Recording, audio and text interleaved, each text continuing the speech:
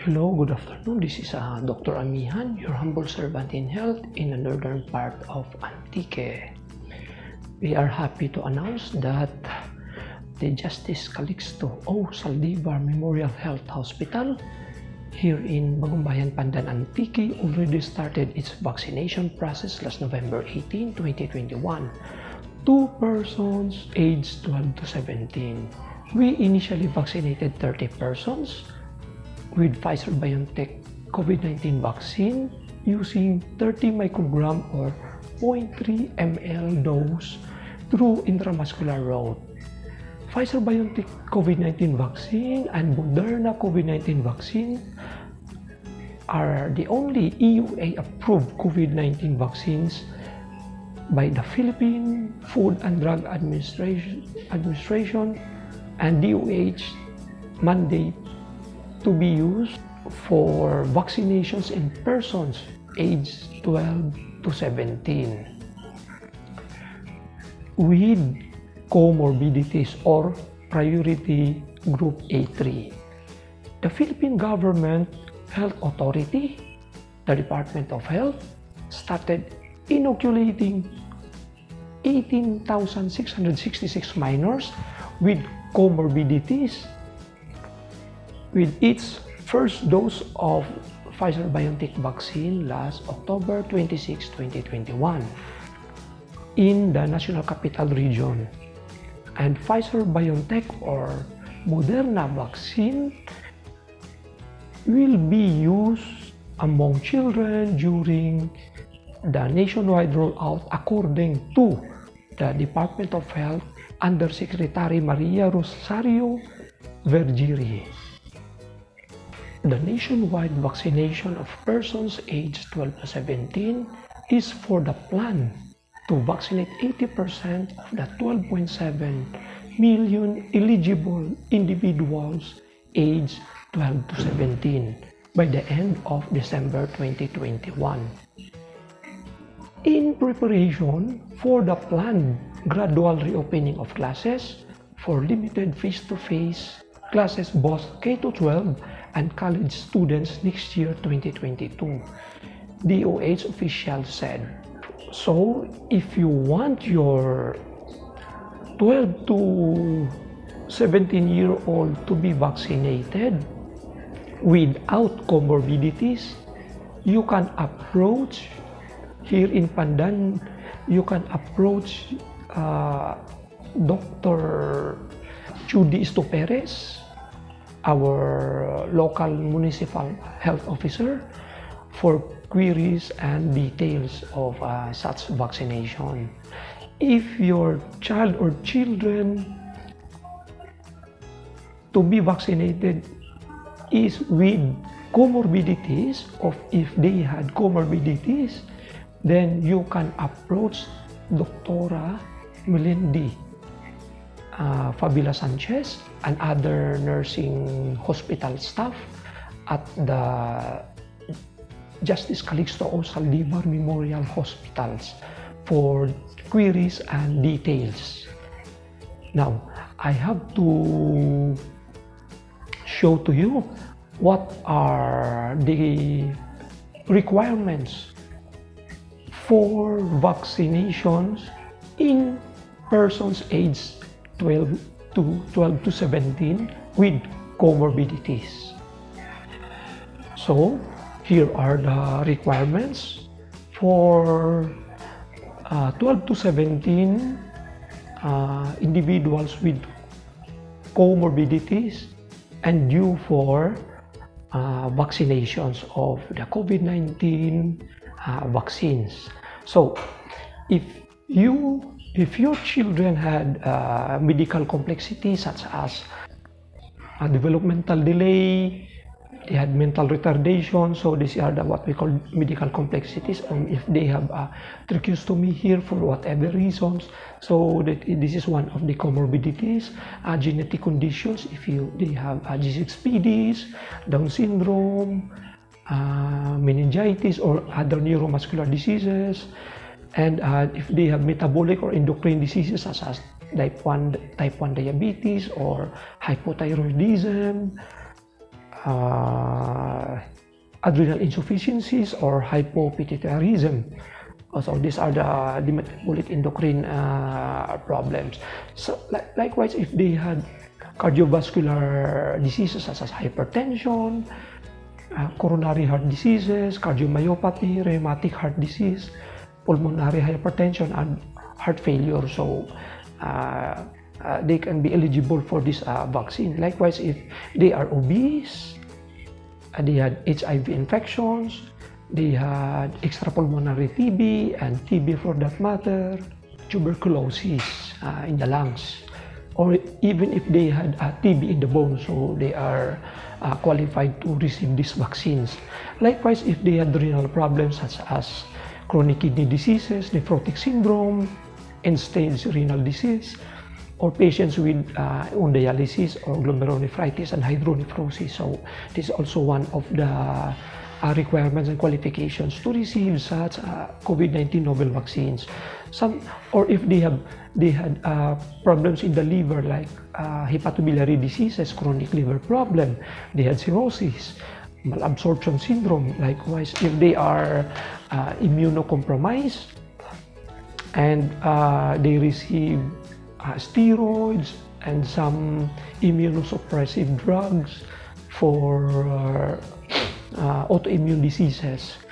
Likewise, if they had chronic respiratory disease such as asthma, they had chronic lung problems such as bronchiectasis, bronchopulmonary dysplasia, or if they have restrictive, what we call lung diseases and neuromuscular disorders, or even if they had obstructive sleep apnea, so they can still be a candidate for this to receive these novel COVID-19 vaccines. Okay? So, what are the other requirements for the pediatric vaccinations for the patient? So, you have to present the patient's ID, birth date of the child, or any school records that shows the birth date of the child, birth certificate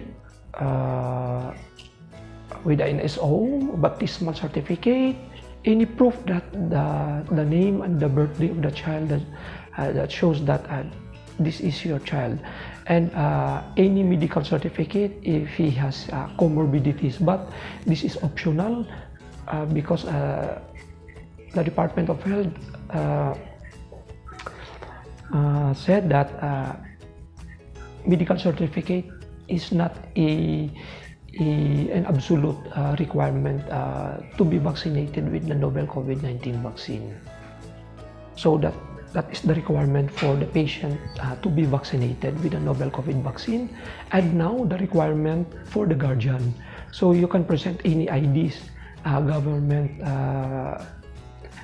issued government IDs, and then you can also have an authorization letter from the parent bearing the name of the guardian on behalf of him or her, especially if the parent is not there and you are the guardian. So you need to bring an authorization letter, or you can present any barangay certificate or the SWD certificate of guardianship, any of two if the child is under the control of the guardian, and any child stating the name of the person as his guardian.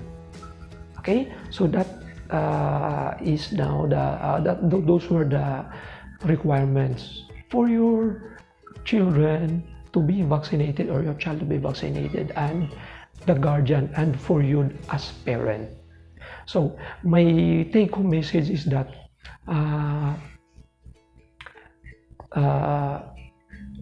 please avail the free vaccination of your 12 to 17 age child or children. This is for the protection of you and your family and other family members, because we already knew for the fact that COVID-19 vaccine the novel COVID-19 vaccine reduces or prevent disease severity, hospitalization, death, or mortality. Okay? So, but before that, I have to state the reason why we have to vaccinate our child or children for that matter. So, I have to state the reason why you have to vaccinate your children or your teens, because it is a known fact that the novel COVID-19 vaccine will reduce or prevent disease severity, hospitalization, and death. And although it has side effects, there are mild and there are also serious and adverse effects of that. And but the benefit outweighs the risk of getting the vaccine. Okay, so these are the several reasons why you have to vaccinate your child. First is, if your children is vaccinated, if you don't vaccinate your children, there's a big chance that they can be infected with the virus that causes COVID-19. And they will sometimes get, some of them will have mild, moderate, severe, and critical diseases.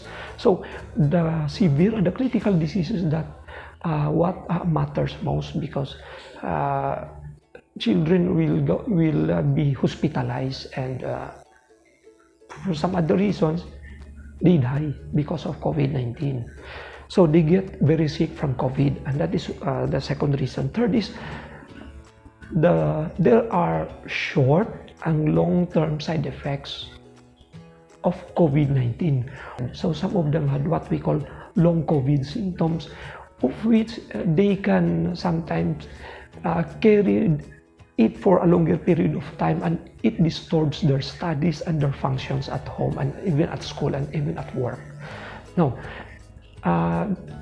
fourth is the most important of all, aside from the long-term complications that they can get from COVID, is they can spread the disease to others, meaning they can spread the disease to their siblings, to other siblings, the unvaccinated siblings, and they can even spread the disease to you, the unvaccinated ones, and even you are vaccinated, you can still get the disease. The worst most of all is that they can infect or spread the disease to your parents or to the old ones and to the young ones, especially with comorbidities. So it will be a big burden to family once they get sick. Okay? Aside from the benefit that you can get if your child or children be vaccinated with the novel COVID-19 vaccine, if you vaccinate your children with the novel COVID-19 vaccine, they can go to school and have a face-to-face doing that face-to-face process in school, where they can interact with other children, interact with other classmates and other people and their teachers, like the one that they did previously in past nearly 2 years. If they are vaccinated, they can socialize together with precautionary observation of proper observation of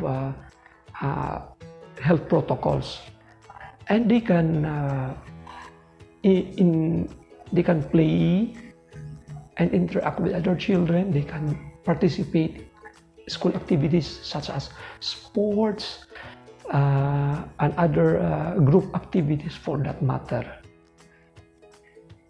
Okay, so this is Dr. Amihan, your humble servant in health, once again wishing you the best of everything, and Godspeed. Bye.